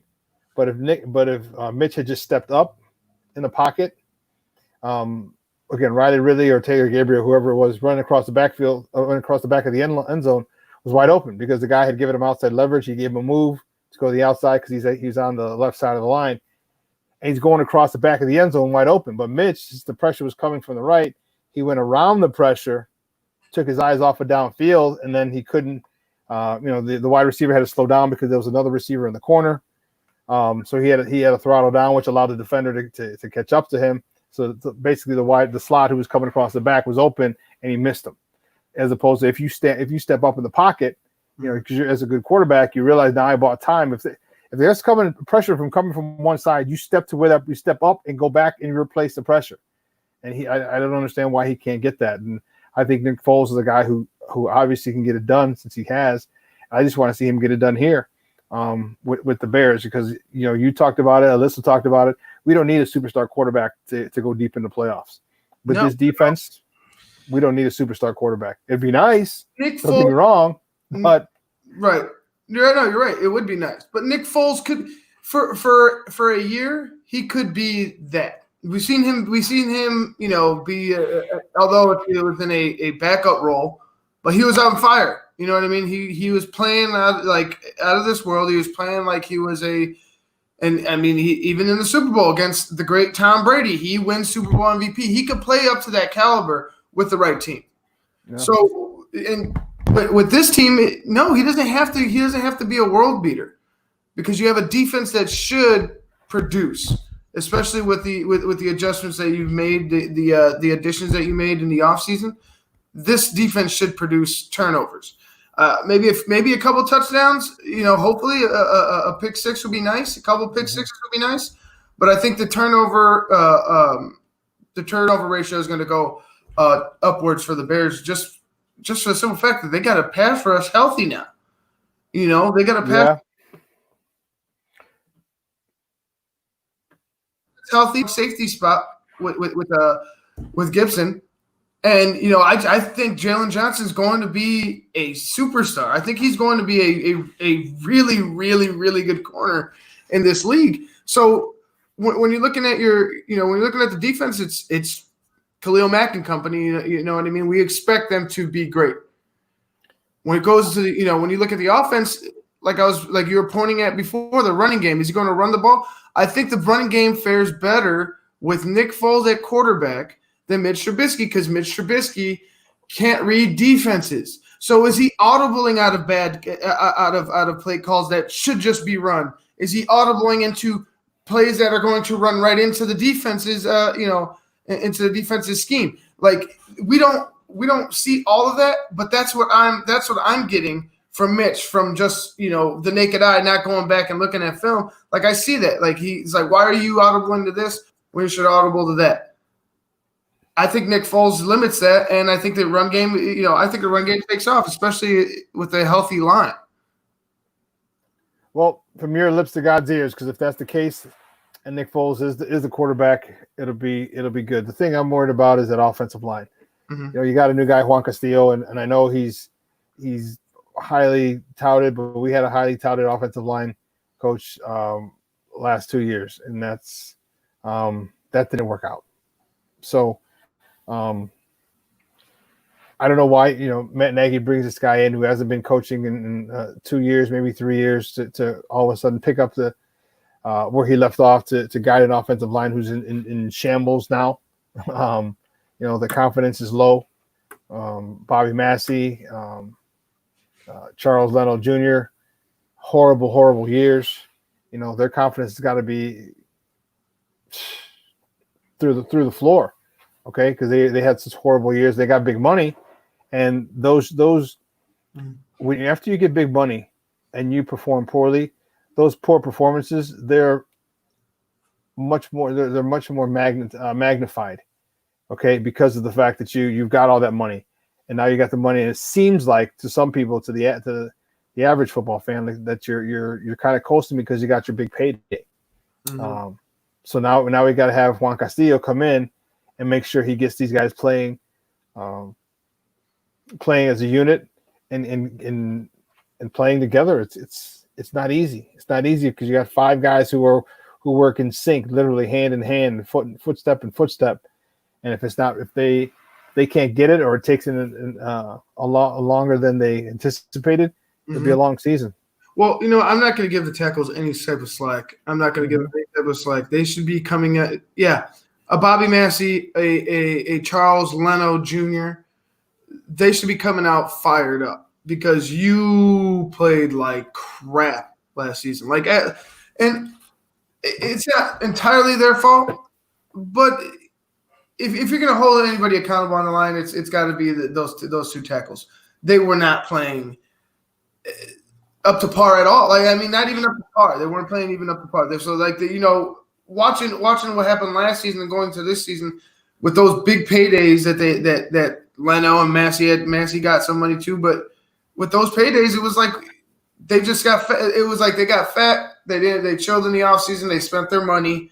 They enjoyed themselves, and then they forgot, oh, hey, football's coming up. Because I rarely saw fire and motivation from them. You know what? I can agree with you.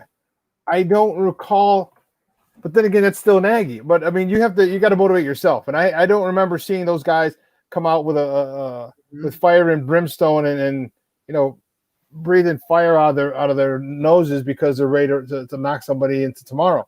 I don't remember that. I don't remember that type of passion from the offensive line. So maybe I don't know. Maybe Juan Castillo can get these guys to that point. Hopefully he can, right? Because if he can, and this run game starts to become more of a weapon, my goodness, I don't care who's a quarterback.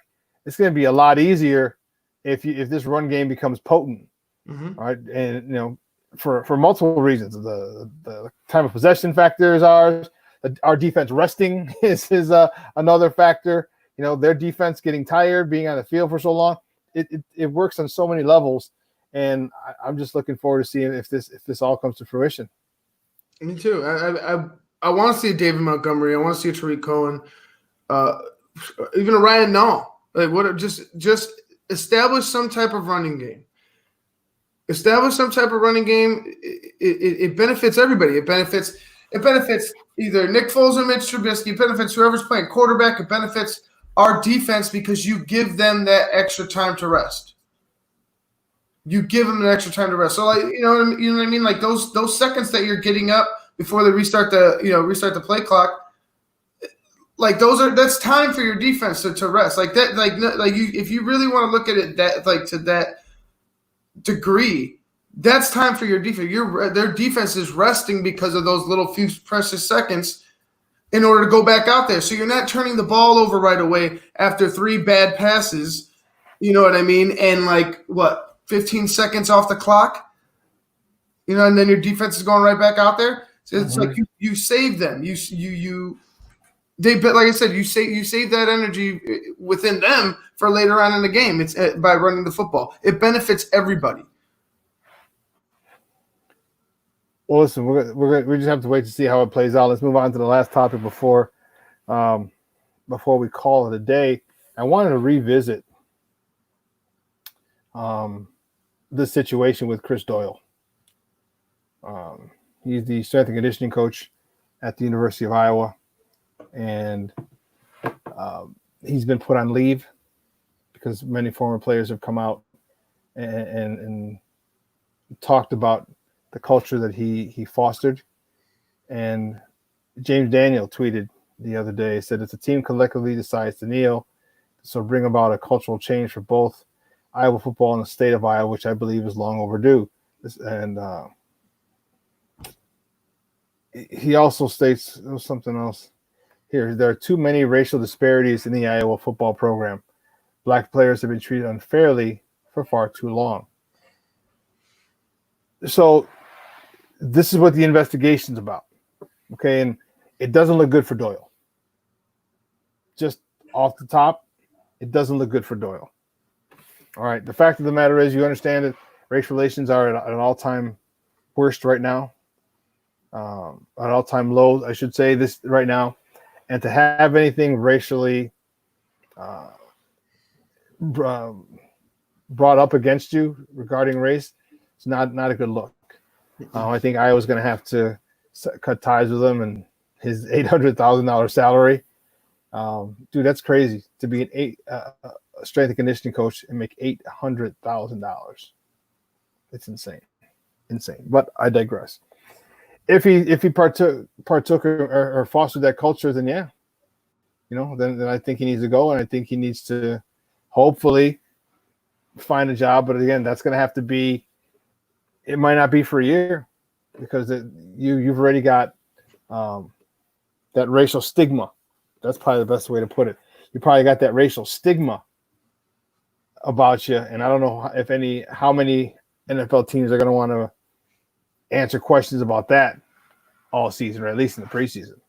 I mean, I wouldn't want to, especially if you're getting prepared to, go into battle week after week, going trying to fight for a playoff, trying to fight for a Super Bowl. You don't want that to starting off a season. You don't want that. And you don't want that in the middle of the season. You don't want that ever. You don't want to deal with it ever. Yeah. But if we're coming into this new season and something like this were to happen to a team, it would partially be devastating to that team's locker room chemistry, and it probably could derail the whole season. It could. Several players called out Doyle specifically for the way they were treated. Current Minnesota Vikings defensive tackle Jaleel Johnson, played at Iowa through 2016, wrote, "I got kicked out of the workouts because my shoes weren't tied properly. I remember when I used to wear my tank top in the facility, I used to get called in the coach's office because I had way too much tattoos and it wasn't the Iowa culture or the Iowa way," wrote running back Marcel Joy, who left as a graduate transfer following 2017. You better dare not walk around in the facility with your cornrows. Okay. Yeah. Doyle's gone. That's what he was. These are the words. That's why wasn't he gone before? Why is it now just coming out that that this man was doing this? I get it. Like Iowa is Iowa, but that shit could destroy a program. It could destroy everything. Everybody, honestly, if this is going on, everybody should be fired. Should be. Because you allowed this to happen. This is James Daniels has been in the NFL for what, 3 seasons now? 3 seasons? Mm-hmm. Going into his third, I believe.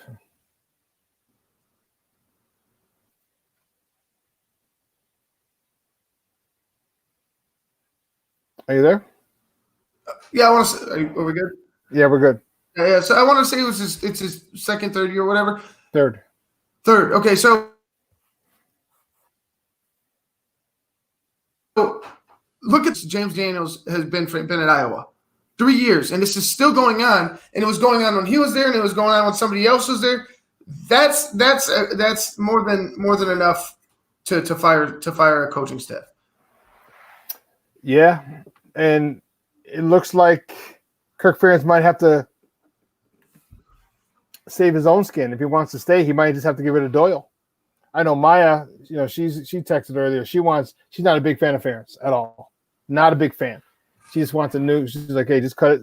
Just start fresh. Start fresh. But yeah, she's not a big fan of it.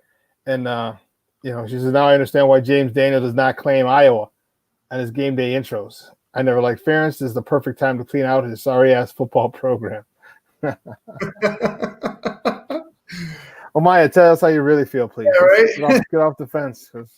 I think she held back. Yeah.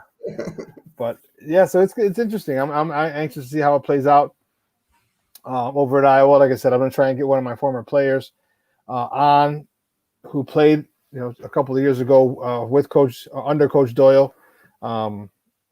Trained under him, obviously in the weight room. So I'm trying to get him on. I'd love to get my guy Maurice Fleming on to talk about the culture. He wrote a post on Facebook the other day about it being kind of tough, the culture. Mm-hmm. But that's why I want to speak with him. Someone who actually went through it, someone who actually has experienced it and literally recently. So that'd be a pretty cool deal. Listen, wow, 2 hours is come and gone, quick, fast, in a hurry. Don't worry, Flavor Vision ain't blurry. I want to thank my guest, Alyssa Barbieri from USA Today, USA Today's Hot Wire, site dedicated solely to our Bears. I want to thank Maya for chiming in. Even though she's at a hospital working, she was still able to tune in and chime in and send some questions, so I appreciate that. And of course, I appreciate you, my Puerto Rican Swiss Army knife, Ivan Vargas. Good stuff, man. Listen, we'll be back Wednesday, folks. Same bad time, same bad channel, 9 a.m. to 11 a.m. Central Standard Time. And listen, if you're a rideshare driver, and today would be a good day to be one because people are going back to work and the city's opened up, you're going to get some more rides. And you need a car wash. Go patronize this particular car wash. It's called Phenomenal Auto Spa, 2216 South Kedzie. Okay, tell him you're a rideshare driver.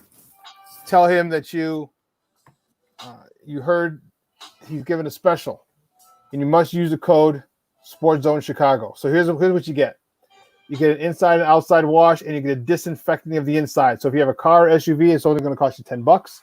If you have an extra long SUV or a minivan, it's going to cost you $15. But you must use the code SportsZone Chicago. This is at Phenomenal Auto Spa, 2216 South Kedzie. I got my baby wash last week. That's Friday or Thursday or Friday. I'll tell you what, I felt phenomenal coming out, just driving. So my guys over at Phenomenal Auto Spa, good stuff. Took care of me as well. But I'll make sure you check that out. But until then, all right, guys, we got to run. Until then, let me finish up right. For my co-host in absentia, Maya Akai, and my Puerto Rican Swiss Army knife himself, Ivan Vargas. We'll see y'all see y'all Wednesday next week. I'm your boy, the Superback, Shawn Sierra. We'll see you again. Same bad time, same bad channel, 9 a.m. to 11 Central Standard Time on Wednesday. Until then, I got 2 words for you, folks. Superback, out. Peace.